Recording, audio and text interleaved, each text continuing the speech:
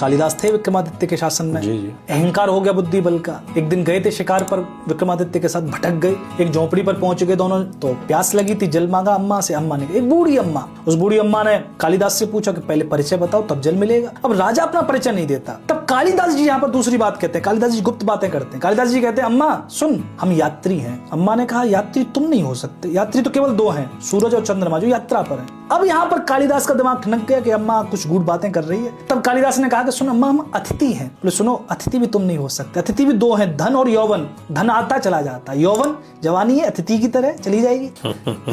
कालिदास ने कहा कि अम्मा हम परदेसी हैं। बोले परदेसी भी तुम नहीं हो सकते। जीवात्मा परदेसी है, कहीं से आई है, रह रही है शरीर में, और वृक्ष का पत्ता परदेसी है, तुम परदेसी नहीं हो।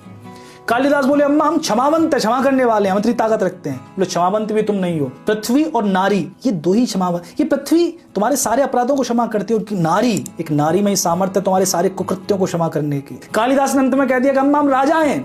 अम्मा बोली, राजा भी तुम नहीं हो सकते, राजा भी केवल दो हैं, इंद्र और यमराज, यही कल्प तक शासन करते हैं, तुम छोटे मोटे राजा। तब यहाँ पर कालिदास कहते हैं कि अम्मा सुन, हम जिद्दी हैं। बोले जिद्दी भी तुम नहीं हो सकते। जिद्दी भी दो हैं, बाल और नख, ये बाल काटो उगाते, नख काटो उगाते। कालिदास कहते कि अम्मा सुन, हम गरीब हैं। बोले तुम गरीब भी नहीं हो सकते। गरीब भी दो हैं, एक बकरी और एक कन्या।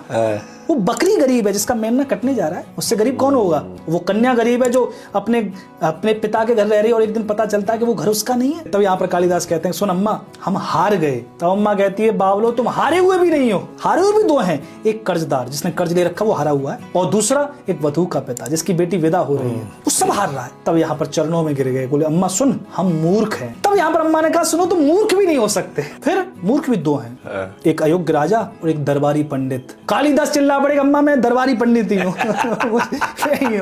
तब कहते कि वो अम्मा कौन थी? माता सरस्वती थी, जो कालिदास के अहंकार का दलन करने। तो इस पूरी कथा में हमें क्या मिला? इसमें हमें नीतियां मिली। ऐसे करके हमने समाज को समझाया वार्तालाप में।